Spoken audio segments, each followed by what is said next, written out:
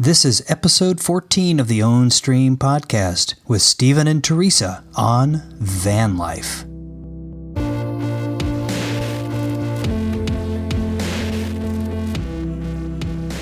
All right, welcome to the Ownstream podcast. This is Stephen Shelley.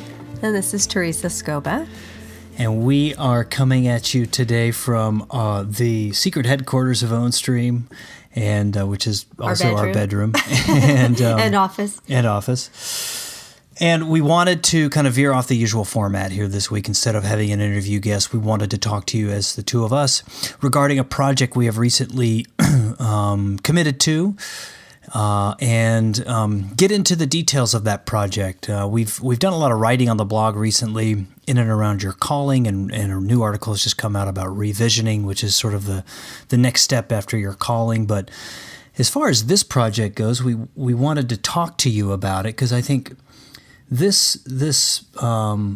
so what happened is we bought a 2005 Dodge Sprinter 3500 van. We're going to convert that van into a camper, and we're going to travel with that camper through the West beginning this summer for a period of approximately 3 months with our baby and our dog and the two of us.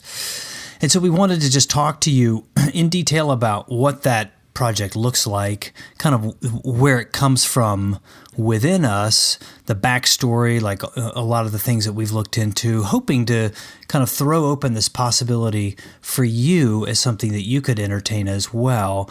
But mainly we wanted to talk about the kind of inner reasons for doing this, what inspired this, why this is so exciting, and what is our intention for this fairly big project. Yeah, I think, you guys know if you've been listening or if you're new to us too, that Ownstream, we're really trying to promote voices and stories of people who are doing things, following their calling, following their excitement, veering off the mainstream as necessary to do that. And Stephen and I have been on our own journey with regard to that in a number of areas. If you read our 7 decisions post on the website, we talk about the various lifestyle decisions and the kind of typical options presented and other ways that you can approach it. And we have each and together been on a journey ourselves with each of those areas of life. And so, and that includes exploring how we live in our home. And, we mentioned on the first podcast that we're interested in tiny houses. We've spoken to a couple couples who are leaders in the tiny house movement who have been doing that. And we've been fascinated with that for a while for a number of reasons, which we'll get into, as well as getting closer to nature. And we left New York City a couple of years ago, a year ago. Year and a half. Feels like a long time. It does feel like a long time. And we've just, been wanting to get closer and closer to nature. And this project is really about our own following our excitement and kind of the continued evolution of that. So we'll talk more about that on this podcast. So to just kind of get into really briefly here how we first became aware of even this as a thing. And I guess it really can be fully traced back to Tynan, who was episode 3's guest and a friend of mine for a long time. He lived in an RV for a period of years, maybe 8 years, something like that, almost a decade. And it was a voluntary move on his part, a voluntary move towards simplicity and minimalism. It wasn't like he couldn't afford a house. In fact, he had a big house before he made that move, but he did it for very different reasons, which was exciting and interesting to us. And then we became familiar with the tiny house movement, as Theresa said, which is absolutely fascinating and very rich and dynamic, vibrant movement. People traveling around the country in tiny houses, people buying large plots of land and putting tiny homes on those on those plots of land. And these homes are beautiful. They're well made. They're largely DIY projects, and that was appealing to us. Was the DIY nature of it, the do-it-yourself style of those tiny homes, and getting in there and building it out yourself, and kind of hearkening back to that. I think it was Thoreau who conjured up this wonderful idea about building your own home, and at one time in your life, doing that. So that was interesting to us, but it never quite fit for whatever reason, the tiny houses, although it could. We don't want to rule it out. But it just never quite fit. We really wanted to buy land, and we wanted to put a tiny house on that land. And when we moved to California a year and a half ago, as Theresa said, we were looking for land out here to do just that, but there is no land within, earshot of the ocean. We'd have to move, maybe a half hour or more inland, and we didn't necessarily want to do that, although we're open to it now. Anyway, so... But, also through using Instagram and just through being interested in new ideas and new movements in lifestyle design, I think started seeing all these amazing photographs of people living in their vans and and photographs from spectacular parts of the country. And Foster Huntington would be probably the quote-unquote father of the van life movement. I think he's the one who invented the hashtag van life, and I think he was sitting back in his van or something and kind of felt like Tupac, and so he thought, well, this isn't thug life, but this is van life, and it became a thing. If you go to Instagram right now and type in the hashtag van life, you'll see some amazing stuff. Really, really cool. Really, really amazing. And so that's kind of been our exploration of the mobile living and travel movement, RVs, tiny houses, and vans. And so I'll let Theresa talk a little bit about what pointed us in the direction of a van. But those three areas are very vibrant. And if this is at all interesting to you, we urge you to go on Twitter or go on Instagram in particular and start following some of what is happening out there, because it's very rich, very exciting, and pretty accessible for many people to do. Yeah, and I think we were surprised when we started gravitating toward this idea, really, like Stephen was saying, based on simplicity, mobility, freedom. I think freedom is a huge part of this for us, and many, not all of the people that we've been finding, at least in the van life and tiny house movements, is really about being in control of your home and having it designed just for you and feeling free in your life by simplifying your living environment and streamlining down to what's really necessary and what's really you. And so we have been interested in that concept for a while. So even if you're listening to this and don't know, you're like, what is this tiny? What? You're going to think about living in a van? To be honest with you, Stephen first approached me about living in an RV on his birthday a couple of years ago. Oh, that's right. And we went to go look at RVs, and I was kind of like, oh, downpour in New Jersey. I was not that interested. Like, I kind of felt like they were like a little generic on the inside. I always felt like maybe a little dirty. I don't know. I just wasn't feeling it at the time. But our thinking about what we want out of our living space really kept evolving. And, this desire to explore has been something that Stephen and I have both had for a long time. We traveled somewhat extensively in Asia a couple of years ago. I've always felt more free on the road than anywhere in the world, and I think anywhere in my life. And I think that's about just following my excitement, and simplifying down to what's most me and what's most essential. So we circled back to this idea earlier this year about how could we explore this concept of tiny living, of living with just what we really need, and how could we approach that? And so we started looking at RVs and specifically Airstreams because we thought they were really sexy. They're like cool. Beautiful. Totally wow, cool. They really are. That's how we got back to this idea. I was like, I don't know about an RV, and then we went and looked at Airstreams. I was like, oh, they're so cool, and they really are. And they're already kind of perfectly designed for all of your basic needs, and they've thought really hard, and also just beautiful design concept about how to arrange the living space. And so that was really attractive to us in a lot of ways for the ease, because we started to look at designing our own Airstream, like a tiny house, and that's also been done quite a bit. Gutted out Airstreams with some quite amazing, cool. Very cool designs. So we started looking into that. We're like, this might be too big of a project for us. We are not I'll speak for myself, but I think I can speak for both of us, not the handiest people ever. We were just discussing yesterday, like what the difference between a drill and a screw gun was. And, we're not like, we don't have experience building, like very little. And so we thought, well, that might be a little bit too big. But we really, as Stephen mentioned, we were also very interested in the concept of building our own home and having the skills to do that. I think it goes hand in hand with our desire to grow our own food. We're, very disconnected as a society from our ability to sustain ourselves, from our ability to support from basic systems like water just flows to us. So we have a water shutdown here. All in the same market. Yeah, you know where to go get it, but water just kind of flows to us. But we don't know what would happen if that water stopped. Where would we get it? Right? There's things happen in mini crises. People go rushing to the or storms. Prophesized storms, and people go rushing to the market for bottled water and canned food because we've been so disconnected from what sustains us. And so I think we were really interested in that.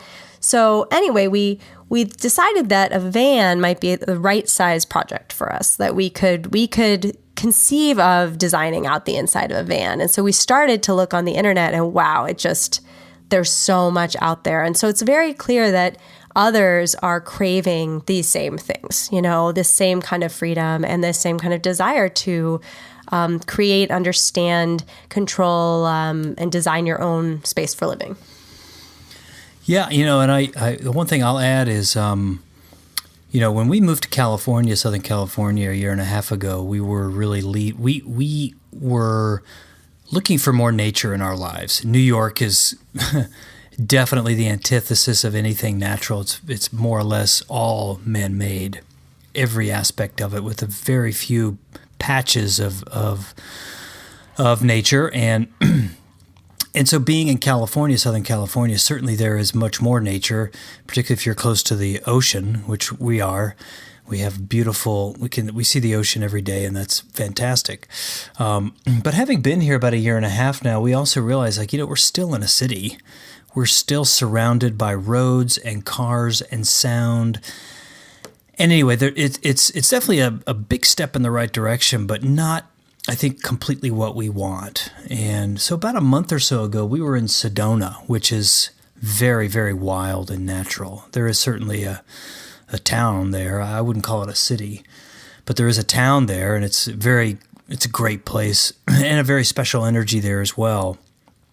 And so we were there, and we're just immediately just lit up by how natural everything is, the spectacular beauty all around you, the color, the light. I went stargazing one night, which just blew my mind. It was so exciting and wonderful. And so we were actually on a walk, Theresa and I, with our daughter, and we were walking around Cathedral Rock, which is a very special place. And it kind of hit both of us, I think, simultaneously, like we want wilderness. We are longing, we are hungry, we are dying for wilderness. And I think other people are hearing the very same message, the very same call these days.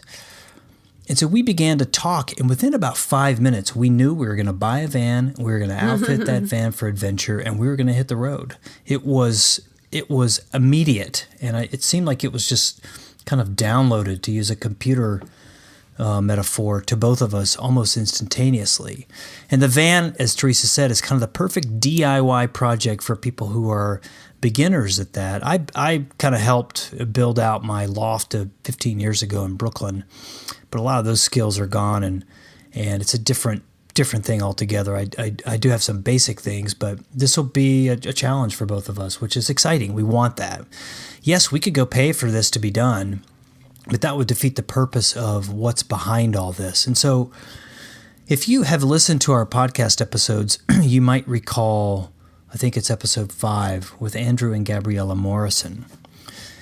And they got to a point in their lives where they looked around and they were living in this big house, and so much of their time was going towards paying for this big house, and they were saying no to their kids all the time because they had to work so that they could make money so that they could pay for this big house. And they realized that their lifestyle had become this thing that was so much larger than what they wanted or needed.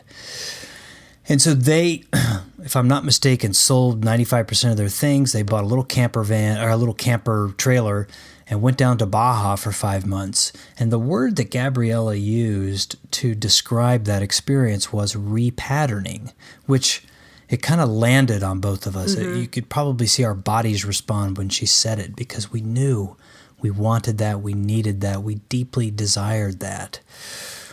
And so the genesis of this trip really happened on that walk, where we were walking in nature in the wild. It wasn't like we were just walking on the beach with 150 other people surrounded by, within earshot of the 5 freeway, which is not bad. Let me tell you, the beach is wonderful. But we were out of sight of any human being. We couldn't hear a thing, couldn't see anything human related. And that's what we deeply wanted. And so the word repatterning for us is really a conscious decision to leave behind as many, if not all, of the daily patterns that we've come to associate as our kind of regular standard life, the roads we travel, the places we go, the activities we engage in, the hours that we're clocking into work and we're clocking out to work. All of that, all of those patterns, all of those routines, that whole system, that whole framework that we've come to call our life. And I think it's very similar across the board for people in this culture and this society. We kind of do the same shit over and over and over again every single day. And all of us are kind of doing the same thing. And so we wanted to consciously create an opportunity to leave that behind, drop it, and enter into an unknown framework where our excitement, our desire, and maybe nature could kind of collaborate to create something new. And so the best way we could think to do that, and as quickly as possible, though we're still a few months away from hitting the road, but was to rehab an old Sprinter van and turn that into a functional home, so that if we need to, we can boondock, we could park in some uncrowded neighborhood even at night and sleep, but preferably be out in nature, be in parks, be in campgrounds, and have days emerge where there is no plan, there is no routine, there is no pattern, and then see what naturally emerges. Yeah, I think that, we do talk a little bit about on the podcast and in our writings about patterning and programming. And I think a number of us have a sense that, we have this installed way of thinking that we've been conditioned in our lives to believe is the way to do things. And that can manifest in terms of school and career. It can manifest in terms of, getting a job and getting a mortgage. It can manifest in the way we choose our relationships and our family lives. There's a lot of different ways, but there's narrative in the society about the way things are done, and Stephen and I, we, since we've been together, I think there have been a number of touch points in this journey, and I'm sure before we were together too, trying to break free of that way of thinking. And, leaving New York was together the first time we did that. I remember there were so many drives we took together before that. We'd go down to North Carolina and we'd have these drives in nature, basically like these long expanses of open land. The Shenandoah Valley. It's beautiful. Yeah. And every time we took that drive, as he was talking about this walk in Sedona, I was thinking about it. Every time we took that drive, we thought, there's more to this. There's more than we're experiencing, and we want something different. We crave a different lifestyle than we were living in New York, but we couldn't. We'd go back, and it was this heaviness of going back. And now I look back on that and think, what great contrast that was. And we believe that you learn who you really are and what you're really meant to do and be, and through contrast in your life and in the way your emotional guidance system is directing you. And that was very clear. And so this was sort of a refresh of that. We left New York, we traveled in Asia, we came here to Encinitas, and that was a break. We took a break from New York, and we we want to be closer to nature. We want something different. So we made the big move out here. And then again, it's just been a process of, contrast. Like, okay, we're here, but this is not quite it, we need to break more free. And at that time, I quit a job that I had worked at a certain organization on and off for many years, a wonderful place, but just was not what I wanted to be or do anymore. And we went traveling, and then we came back to New York, and I basically ended up in the same career that I had been in right before. And it's amazing how these patterns Stephen's talking about which I believe and we believe, I think, are manifestations in our lives of thinking that has been installed. That if we have a belief system or a way of picturing our lives, and we're going to repeat those patterns if we don't change what's inside, our own beliefs. So there we manifested the same life. And then we kind of like sold it all and went to California. And here even, I've been kind of in our back room office and doing the same kind of job at home. And, we've had the same kind of routine, and we're like, wait, this isn't the routine we want. And so anyway, it's like, what can we do to find out more about who we really are and address that hunger that is so deeply calling us, and really follow our own calling as we've been writing about. And this is really the big step we both agree is the next step toward doing that. Yeah, one thing we're going to be talking about more and more over the next month or so, and I'll call it, it's something we call confirmation moment, but in some people refer to it as a burn the boats moment, when you take an irrevocable action in a new direction, when you essentially make it virtually impossible to go back. Now, nothing's ever impossible, but you do something very strongly in a new direction, which makes turning back nearly impossible. And so this is that. Theresa's leaving her job. There may be a little work she keeps, though, in a very small, kind of siloed way that won't keep her at all kind of locked into any longer-term commitments. And we're going to not have Wi-Fi in this van. And we bought this thing. We're going to convert it. We're going to invest, a decent amount of money into doing that. So this is a irrevocable, in that parlance at least, this is going to do something to us. We're doing something here that will reorganize us. It's going to show us things. It's going to impact our lives in ways that we can't possibly even predict. And our wish is that on the other side of it, we have some clarity about kind of what we want to do next. Like we kind of have this hazy vision of, well, we want some land. Maybe it's just west of here, east of here, 30, 45 minutes, east of San Diego, that is. Maybe it's in Hawaii. Maybe it's in Costa Rica. Maybe it's who knows where. But we have this kind of hazy idea about kind of what we want. But we also want to get to a place which I would call a zero, where we can just live and be and exist without any plan or routine, so that something organic can emerge showing us a direction. Because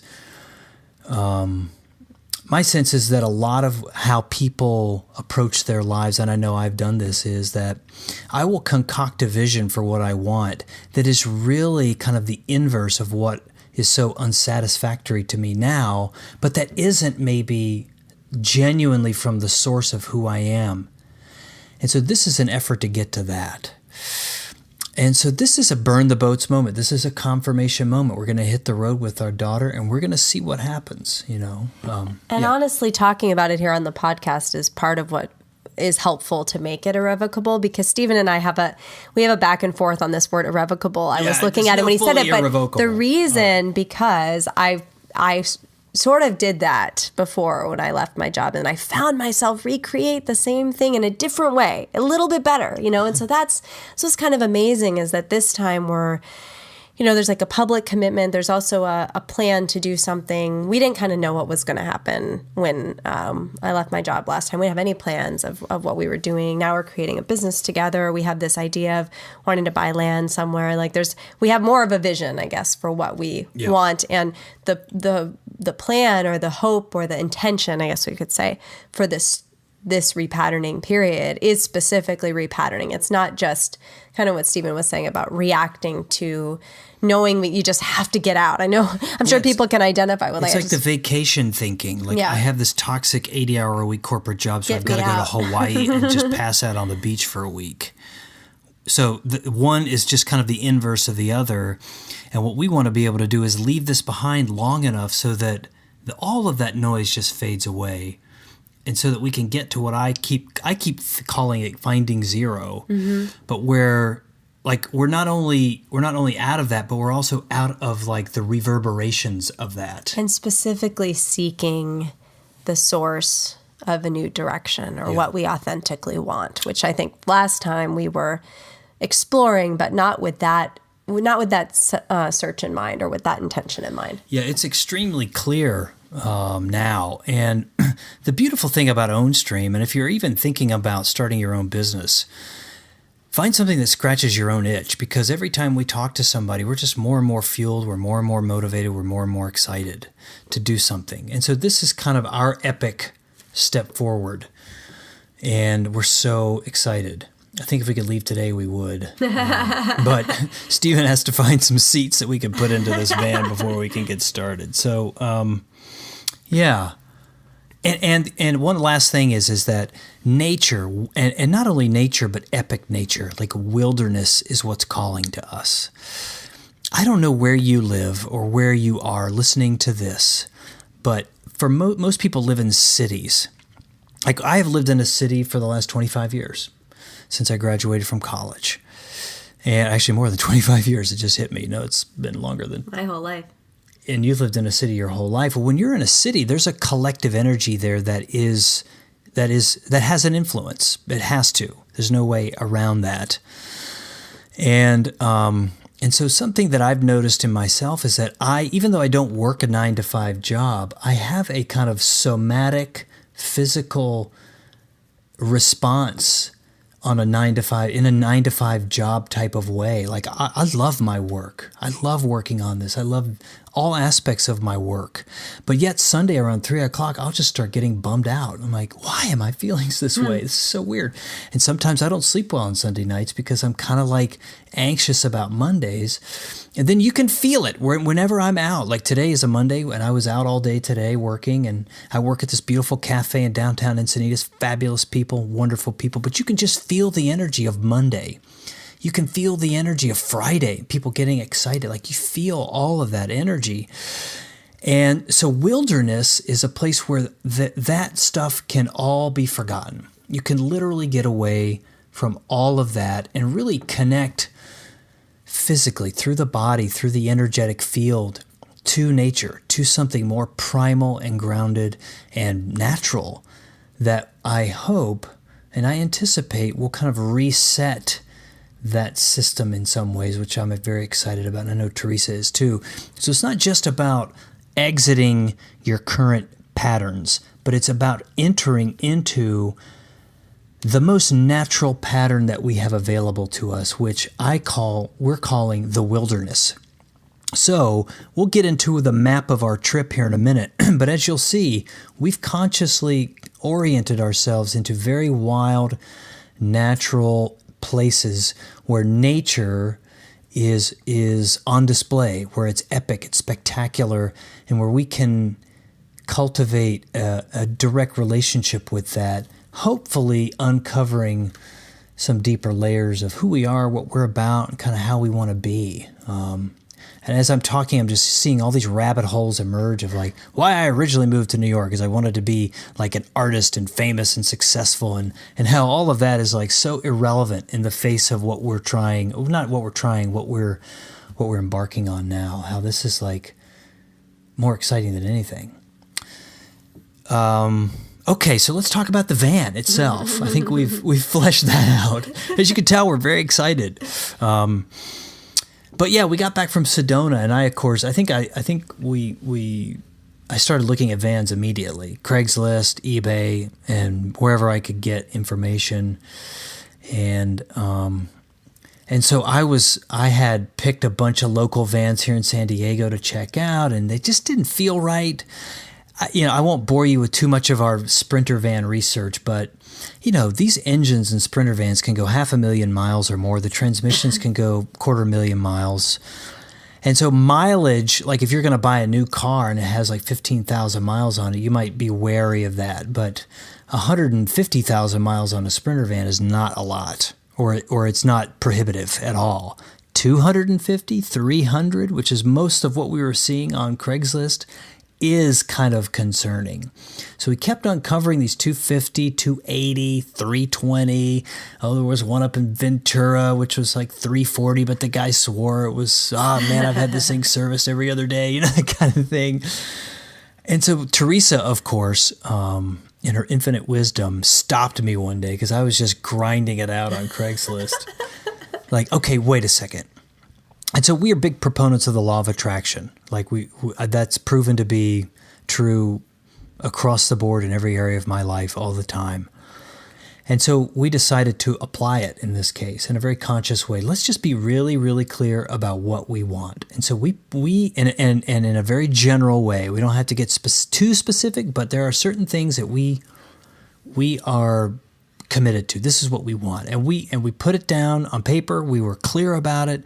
And we set this intention. It was very clear. And I can't remember how long it was, a day, two, not very long.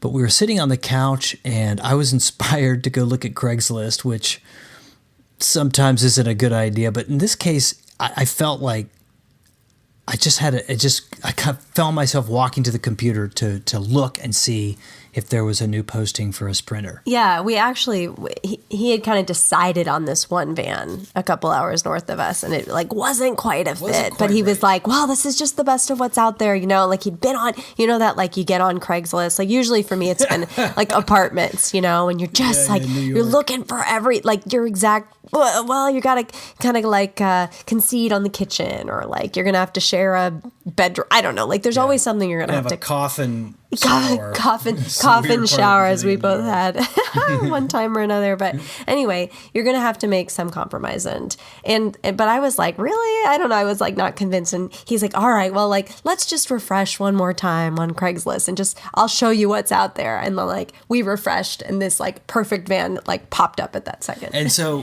what happened was we saw it, and I looked at it and I thought, this can't be. It had like 100,000 miles on it, which it's the lowest one we had seen. And it was a big one. We really wanted a big van.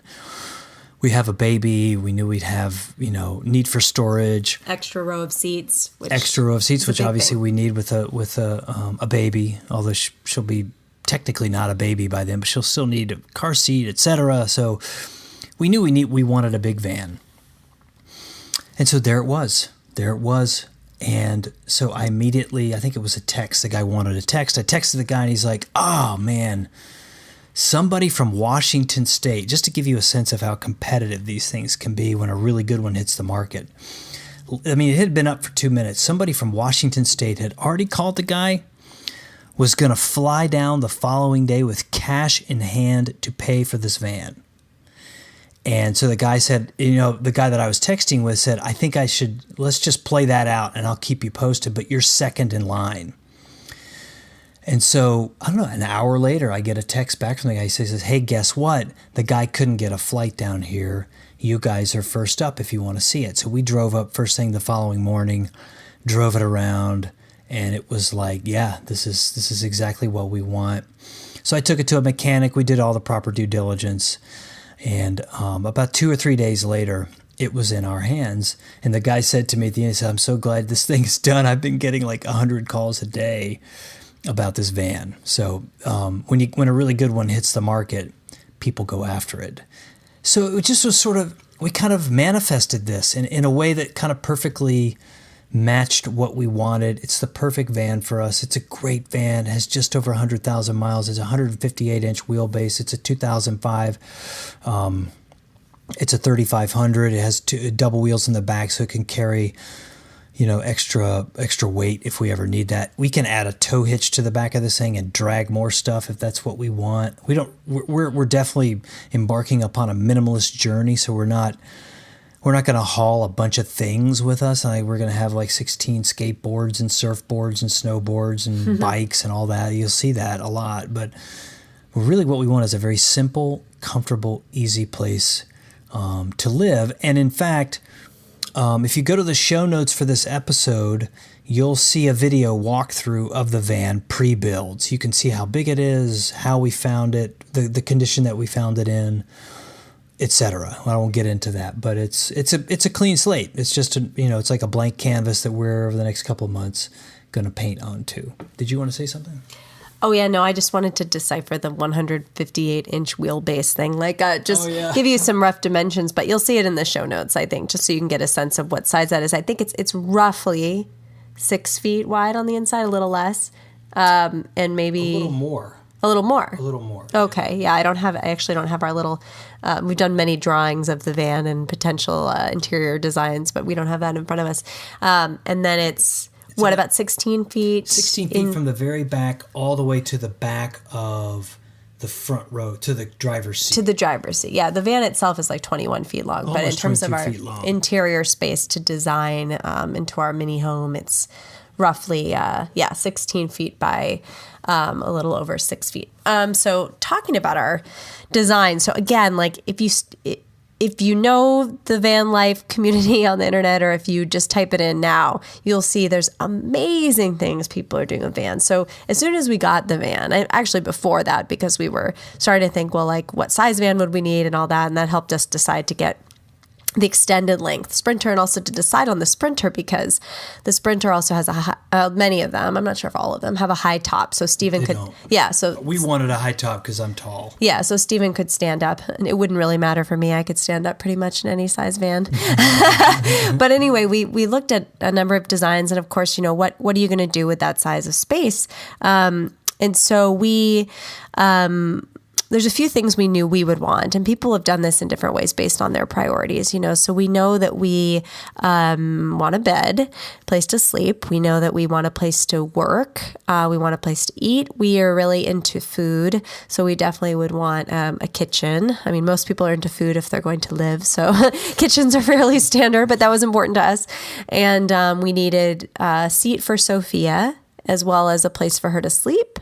And we'll also have Magic in the van, our dog. So thinking about these various considerations, and we're still, back and forth on the toilet. That is a question mark. But in terms of what we actually need and want in the van, our current design concept is that we walk this through. We just posted a video to YouTube, and you'll see pictures coming out on Instagram as we go through this process. But so we just posted a video on YouTube that'll be in the show notes, a link to that kind of shows us walking you through this in the van. But basically, we plan to have in the back a banquette style seating area with a table. So that could function as our eating space and our workspace when we're working on Instagram. On Ownstream. And then the table will push down so we can convert that area into a bed.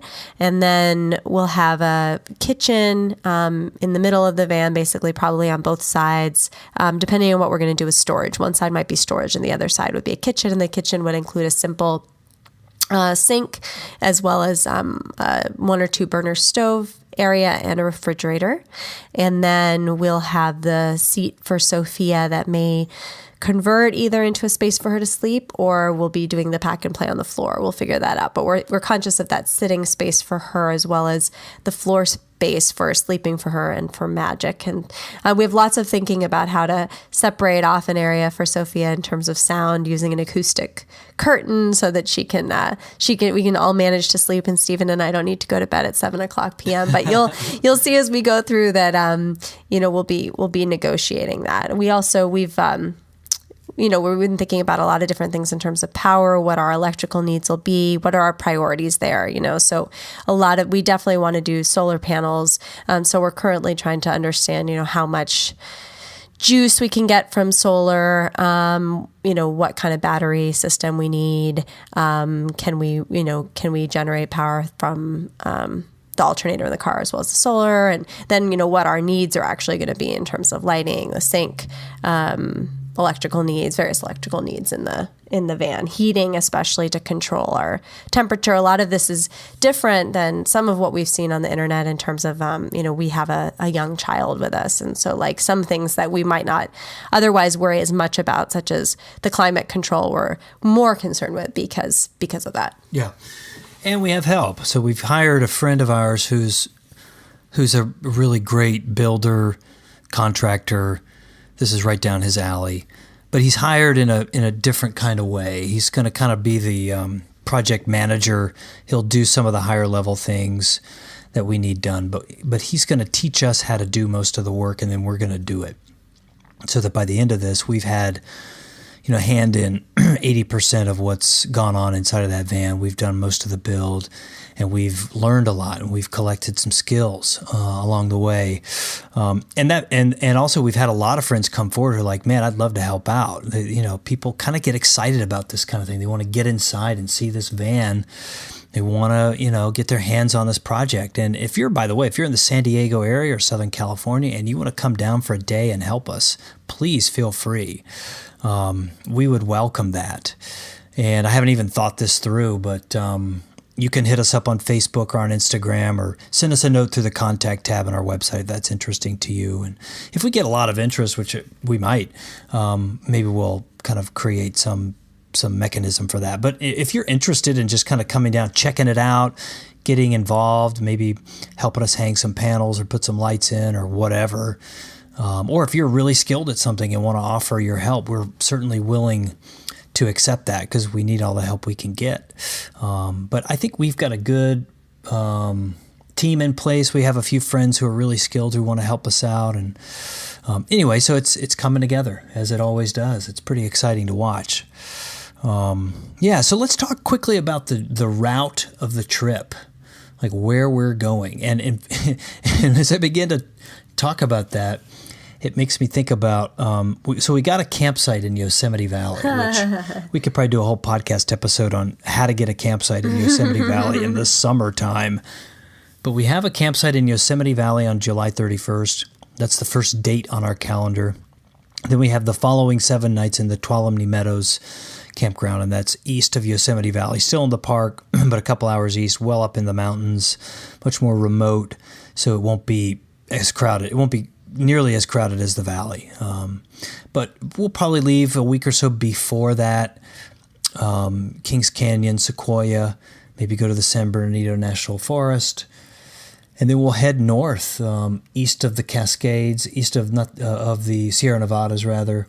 And somebody just told me about a cool town there called Bridgeport. We're going to go there. They have some hot springs. We'll eventually go to Mount Shasta, Redwood. We're going to go up into Oregon, visit some people in the Pacific Northwest. Theresa has a good friend from New York who lives near Seattle. And we have a good friend who lives on Vancouver Island, which was a place we wanted to go early on. And, of course, we know somebody who lives there, so that's amazing. We'll go across Banff, spend some time in Banff, which is just always called to us, the Canadian Rockies. And then we'll head south from there, making our way down kind of the eastern slopes of the Rockies, and eventually go through these phenomenal places in the kind of Utah, Arizona area, Zion, Bryce.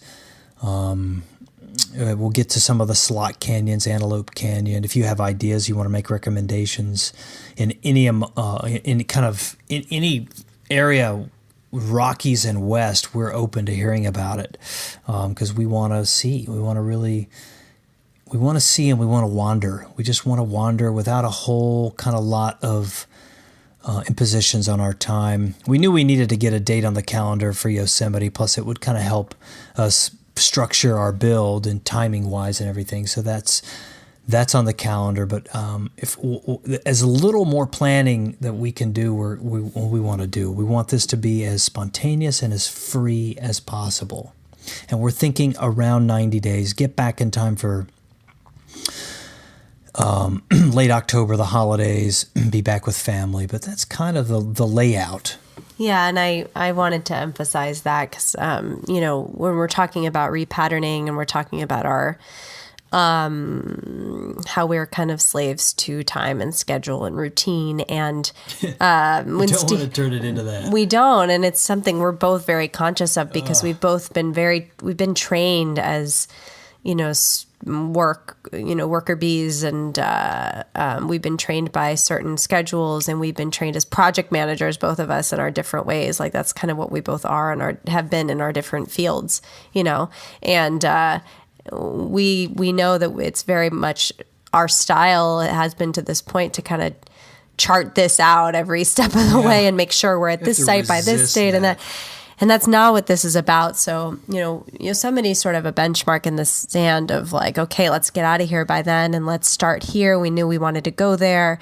But we have this idea of where we want to go, but we're very or open. We want to be open. We know both from having traveled in the past and, with the desire to keep this open, that we will meet people along the way. We will have experiences along the way that guide us. And that's a big part of what we're doing. And, we also want to keep the end open. So we'll be renting our home while we're gone. But, also leave it open to possibly renting it longer or doing something differently. So, knowing that we're seeking inspiration from the trip. And so what I keep doing is I'm out. I was at the dog park the other day with Magic, and I'm talking to a guy, and I just put it out there, say, hey, yeah, we're going to convert this Sprinter into a camper van, and we're hitting the road. And like, people come back to you with amazing ideas. Like, he's the one who said, oh, you got to go to those hot springs just northeast of Tuolumne Meadows. And I had never heard of Bridgeport, so I went home and I looked it up, and I'm like, whoa, this is amazing.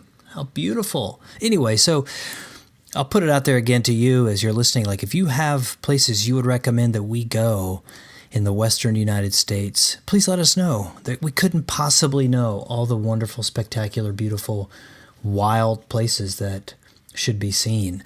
I think if you just took a kind of a rectangular shape and threw it down over the western coast, we're going to kind of head north to Vancouver, across to Calgary, back down, and eventually make our way across to San Diego, with all kinds of nuance and winding here and there. But that's the general map. So if you have recommendations, we're all ears.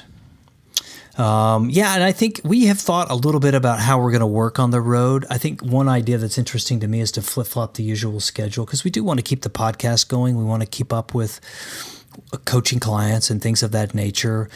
So we're not going to completely go off grid in that way, but we will maybe work 2 days a week and have free 5 days a week, sort of flip-flopping the usual schedule of 2 days on the weekend. We're going to have 5-day weekends, 2 days working, or maybe even less days working, maybe one. We may start with 2 and end up with 1. We just don't know.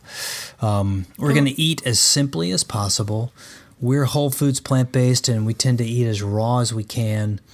So we want to keep that going. We feel like that's really, really essential to detoxify, clear the body, clean out everything that we possibly can, and kind of get our bodies back to something as natural and pure and clean as possible. We eat fairly close to that, but we really want to make that very, very conscious on the trip.